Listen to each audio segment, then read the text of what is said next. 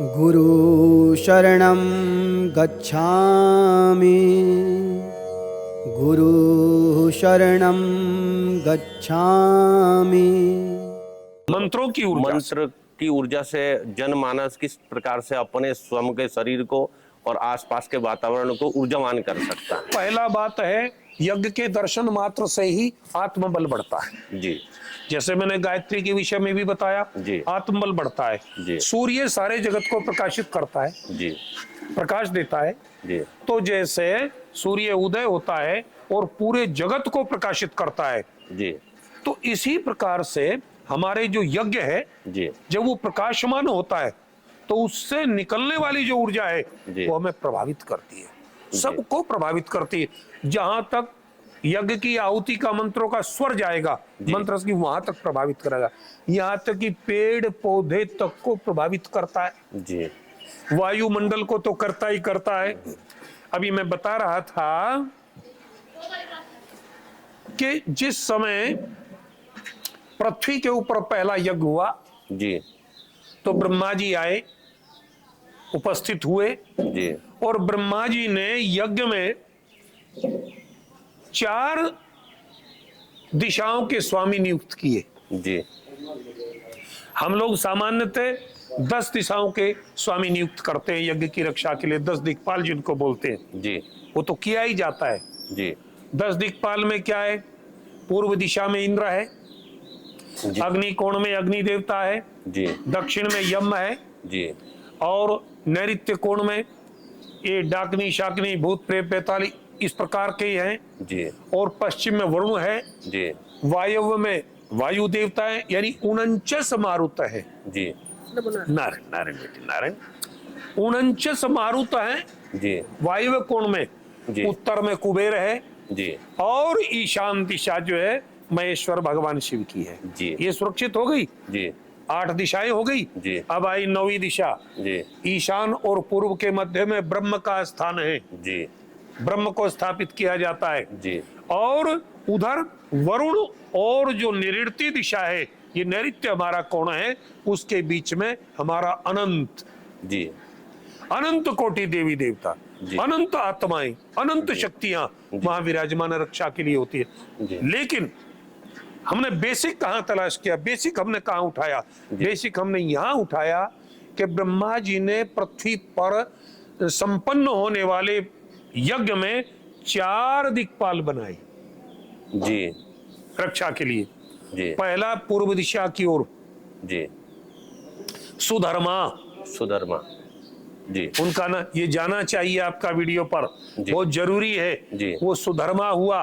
जी, अब वो व्रत घूमता है। जी, हम जब भी परिक्रमा लगाते हैं, जब भी यात्रा करते हैं, जब भी कोई परिक्रमा करते हैं, वो सब देवी देवताओं या श्रेष्ठ जनों को अपने दाएं रखते हैं। जी, श्रेष्ठ जनों को, अपने बड़ों को, अपने गुरुजनों को जी, दाएं करके परिक्रमा करते हैं। जी, तो फिर हम चलते हैं, क्योंकि हमारा प्रधान यज्ञ जो है वो बीच में है, तो आगे चलते हैं, दक्षिण दिशा की ओर जाते हैं। दक्षिण दिशा की ओर नियुक्त की शंखपाद, यानी शंखपद नाम करके एक दिक्पाल बनाया। जी, फिर वहां से आगे चले दक्षिणी दिशा में, दक्षिण दिशा में शंखपद, जी, वो इधर से यम आदि है। देखो वहां यम रक्षा कर रहा है।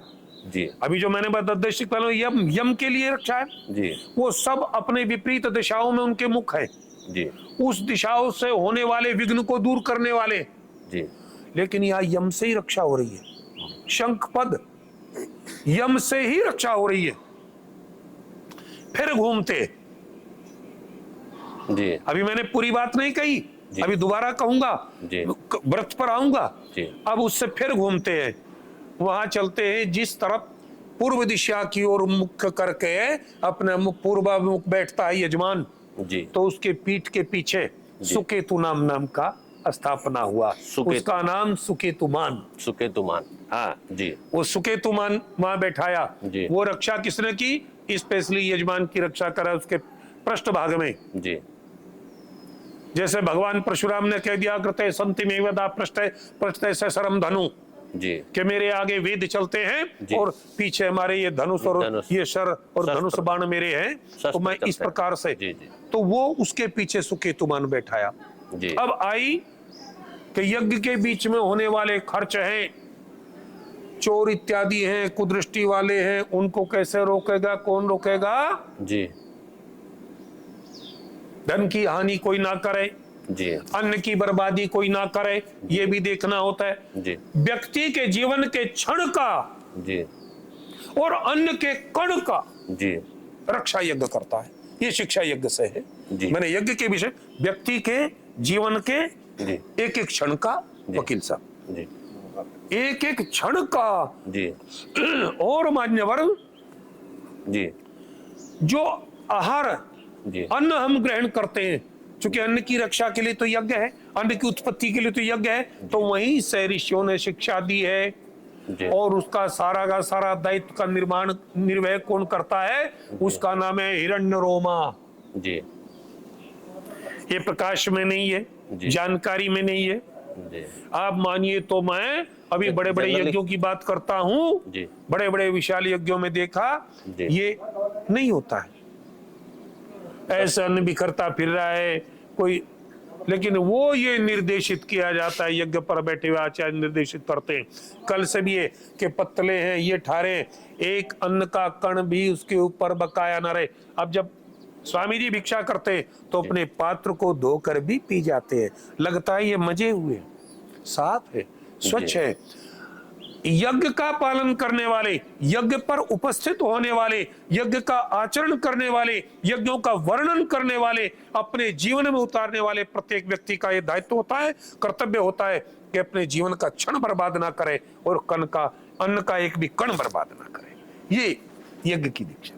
जी मैंने पिछली बार आपको बताया यज्ञ का महत्व है। जी जैसे यज्ञाग्नि का वहां महत्व है, ऐसी जठराग्नि का महत्व है। अगर ये हमारी जठराग्नि श्रीमान जी पचाए बिना कुछ अन्न का कण छोड़ देती है तो वकील साहब क्या होता है, मुझे बताओ। अपच होता है गुरुदेव।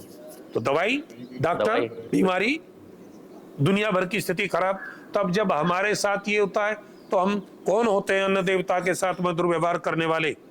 ये यज्ञ की शिक्षा है, ये हमारे संस्कारों की शिक्षा है। अब ये स्थिति आई, अब हमने फिर वहीं से आरंभ किया। जी ये जो हमारा सुधर्मा नाम का हमारा वहां पर स्थापित किया गया है दिक्पाल, जी वो ऋग्वेदीय है। यानी अभी आप देखेंगे वहां केवल और केवल उसके लिए ऋग्वेद का मंत्र का उच्चारण किया जाएगा। जी सामान्य मंत्रों का उच्चारण नहीं होगा, ऋग्वेद के मंत्रों का उच्चारण होगा। जी। ये सुधर्मा। जी अब साहब, अब हम गए थे शंखपद के पास, जी तो वहां हमारा होगा यजुर्वेद का। जी और यजुर्वेद में भी जो अष्टाध्यायी होती है, शुक्ल यजुर्वेद होता है, उनके मंत्र नहीं है, उनका यजुर्वेद का ही प्रथम सूक्त का प्रथम मंत्र है। जी ऋग्वेद का भी पहला ही मंत्र है जी सुधर्मा के लिए। वही वेदों की रचना, ब्रह्मा जी से आरंभ होने वाले यज्ञ की बात कर रहा हूं, जी, जी। वहां यजुर्वेद का है। जी अब हम वहां पहुंचे साहब, वहां हमारे सामवेद, जी जो उसके पीछे, उसकी उच्चारण शैली अलग है, भिन्न शैली है, जी गायन शैली अलग है, भिन्न शैली अलग है, उच्चारण का भाव अलग है, जी वो उच्चारण भी अलग तरीके से होता है। जी तो वहां सामवेद की स्थापना है। सामवेद के यानी वो ब्राह्मण सामवेदीय है, जी वो सामवेदीय है, वह ऋग्वेदीय हुआ जी दिक्पाल, वहां ब्राह्मण यजुर्वेदीय हुआ, जी वहां तीसरे स्थान पर जहां सुकेतुमान है जी वो सामवेदीय हुआ, और जो अंतिम है जी वो अथर्ववेदीय हुआ। और अथर्ववेद में क्या सारा वैदिक आया, आयुर्वेद आया, अन्न कण आया, खाना आया, पीना आया, पाचन आया, शास्त्र सारी वगैरह प्रक्रिया सब। आई। जी। और उसका मंत्र भी जो आम तौर पर लोग कहते हैं शनि का मंत्र बोलते हैं, शन्नो देवी रविष्टा भूंतु पीते संयोर विश्रवंतु ने, वास्तव में वो अथर्ववेद का प्रथम सूक्त का प्रथम मंत्र मंत्र है। है। हम बोलते हैं शनि का मंत्र हो गया, तो वैदिक मंत्र है। आज आप देखेंगे, हम बताएंगे कैसे कैसे आप देखेंगे जी कि इस प्रकार से 10 दिक्पालों के वो बाहर हैं, और उससे भी अंदर ये 4 ब्रह्मा जी ने पहले नियुक्त किए, और इन 4 को नियुक्त होने के बाद में यज्ञ के यजमान को नियुक्त किया। विचित्रता देखिए इसमें क्या है, विचित्रता ये है कि यजमान पहले नियुक्त होता है जी वो यजमान सब कुछ करता है जी। यहाँ ब्रह्मा जी ने, जी बहुत लंबी वीडियो आपकी ना हो, मैं शॉर्ट में बता रहा हूं, ब्रह्मा जी ने 4 दिक्पालों को नियुक्त किया, फिर महाराज पृथु को नियुक्ति प्रदान की, उनको अभिषेक किया। और इसमें क्या होता है, या तो समयाभाव के कारण, लोकाचार के कारण हम लोग बहुत चीजें शॉर्ट कर देते हैं जी, छोड़ देते हैं जी यदि ये यज्ञ की प्रक्रिया में शास्त्र सम्मत, देखिए मैंने एक प्रयाग में मेरी आचार्यत्व में एक यज्ञ हुआ था, प्रयाग में स्वामी जी को बता रहा था कल, जी तो 2 दिन पूर्व दीक्षा आरंभ हो गई थी यजमान की। जी और आज अब किसको बताएं, माता जी को कैसे बुलाएं, जी धर्म पत्नी के बिना यज्ञ नहीं होता है, जी तो उसको कैसे बताएं, उनको कैसे वहां स्नान, कैसे क्या कराएं, कैसे दीक्षित करें, कैसे संस्कार करें। जी। प्रयाग में जब यज्ञ किया गया, जी माघ में यज्ञ किया था, जी। प्रयाग में 24 वर्ष हो गए मुझे वो यज्ञ किया था, जी तो अब तब थोड़ा मजबूत भी था, जी जी ये सीधी बात है, जी क्योंकि इसमें बैठने तक की अवस्था पर ध्यान दिया जाता है। जी हम यही मेरुदंड सीधा रहना चाहिए, जी यजमान हो या फिर आचार्य हो, जी। तो कुंडलिनी शक्ति ये जैसे पद्मासन हो, हाँ बिल्कुल आप ठीक जा रहे कुंडलिनी हैं, आप शक्ति- बिल्कुल ठीक जा रहे हैं, मैं समर्थन करता हूं और यही होना चाहिए कि ये इस प्रकार से हमारा बैठना, हमारी बैठने की स्थिति, आसन की स्थिति भी सुदृढ़ता के साथ, जी शुद्धता के साथ होनी चाहिए, आसन शुद्धि होनी चाहिए। जी। यजमान भी अपनी मर्जी से इधर से उधर पैर नहीं हिला सकता, जी तो मर्यादित उनको व्यवहार पहले उनका होना चेक कराया, चाहिए। उनको एक हकीम वैद्य को बुलाया, जी उस समय तो नाड़ी वाले वैद्य आए थे, जी उनको देखा है कितने समय तक ये बैठ सकता है, कितने समय तक नहीं बैठ सकता है।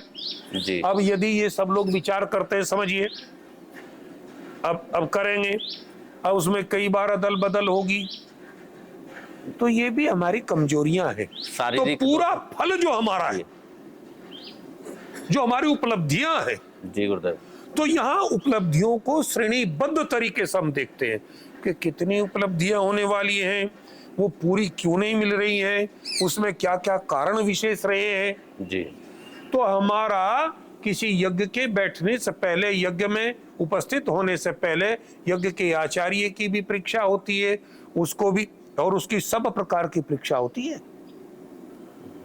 अभी 1 सप्ताह पूर्व तो हमने यहीं पर बुला के सबकी की, जी विचार करते हैं, कोई अस्वस्थ ना हो, जी किसी प्रकार की कोई दिक्कत ना हो, जी। और उसका मेडिकली भी सर्टिफिकेट मांगा जाता है।